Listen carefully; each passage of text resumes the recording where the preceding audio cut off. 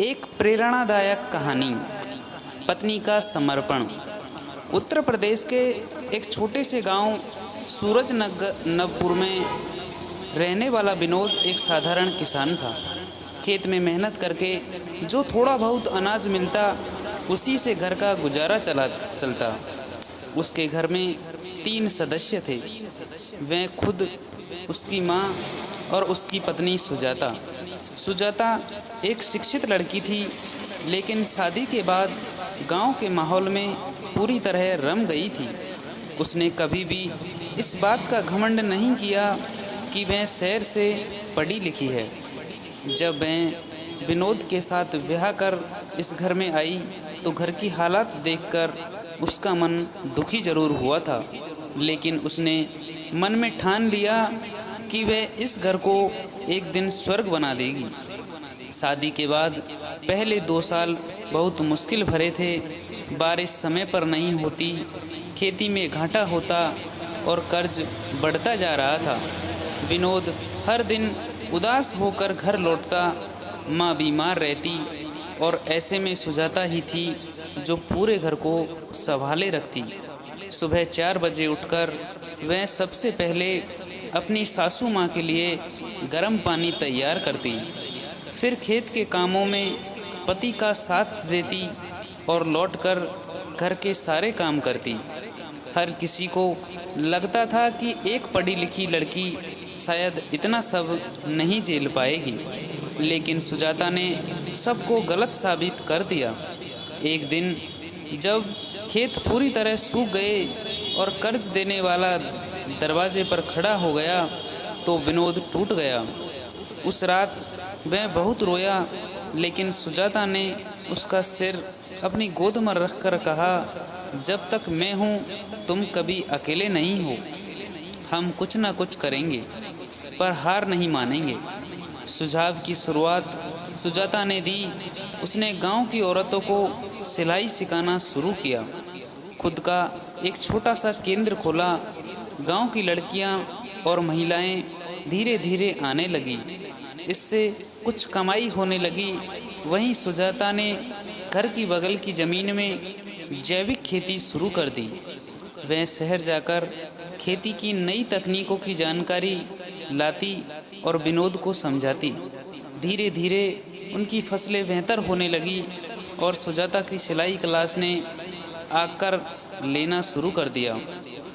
पूरे गांव में ये बात फैल गई कि विनोद की पत्नी पढ़ी लिखी है और बहुत समझदार भी। 2 साल के भीतर सुजाता ने गांव की 50 से ज़्यादा महिलाओं को आत्मनिर्भर बना दिया। उसने उन्हें सिखाया कि वे कैसे अपने हाथों से कुछ बनाकर उसे बाजार में बेच सकती है। वह हर महीने शहर जाकर ऑर्डर लाती और महिलाओं को काम बांटती। विनोद ने भी अपनी खेती के साथ साथ एक छोटा गोदाम बनवाया, जिसमें वे जैविक सब्जियां पैक करके शहर भेजने लगे। अब हालात पूरी तरह बदल चुके थे। विनोद की माँ भी अब ठीक हो गई थी और बेटे बहू पर गर्व करती थी। एक दिन उन्होंने पूरे गांव के सामने कहा, मैंने तो बस बेटे की शादी की थी, पर इस घर में लक्ष्मी आ गई है। जैसे जैसे सुजाता का काम बढ़ा, वैसे वैसे उसकी पहचान भी बढ़ने लगी। एक दिन जिला अधिकारी गांव में आए और उन्होंने महिलाओं के समूह का निरीक्षण किया। जब उन्हें सुजाता के काम के बारे में पता चला तो उन्होंने उसे महिला शक्ति पुरस्कार के लिए नामित कर दिया। अगले महीने उसे लखनऊ बुलाया गया, जहां राज्यपाल के हाथों उसे सम्मान मिला।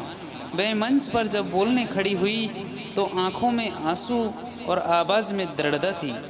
मैं कोई महान नहीं हूँ, मैं सिर्फ एक पत्नी हूँ जिसने अपने पति का हाथ नहीं छोड़ा जब सब कुछ छूट गया था। अगर हर स्त्री एक बार ठान ले तो वह किसी भी परिस्थिति को बदल सकती है। विनोद अब भी पहले जैसा ही था, शांत, मेहनती और अपनी पत्नी पर गर्व करने वाला। उसने कई बार कहा, जिस दिन मैंने इसे अपनी पत्नी बनाया उस दिन से मेरी किस्मत बदल गई। और गांव के लोग अपने बच्चों को सुजाता से प्रेरणा लेने को कहते। गांव की लड़कियों कहती, हमें भी सुजाता दीदी जैसा बनना है। औरतों के लिए ये कहानी एक मिसाल बन गई।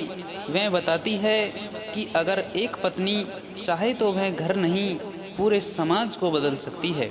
सुजाता की कहानी हमें सिखाती है कि असली शक्ति बाहर नहीं, हमारे भीतर होती है।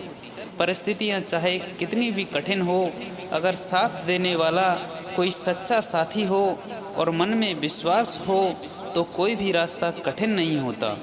इसलिए जब कभी भी जीवन में अंधेरा हो तो बस इतना याद रखना, अगर एक पत्नी साथ खड़ी हो तो जीवन की हर लड़ाई जीती जा सकती है। Thank you for watching this video. दोस्तों, आपको यह कहानी कैसी लगी प्लीज़ कमेंट बॉक्स में ज़रूर बताएं। चैनल को सब्सक्राइब करें। मिलते हैं ऐसी मज़ेदार वीडियो के साथ में, तब तक के लिए बाय बाय, राम राम।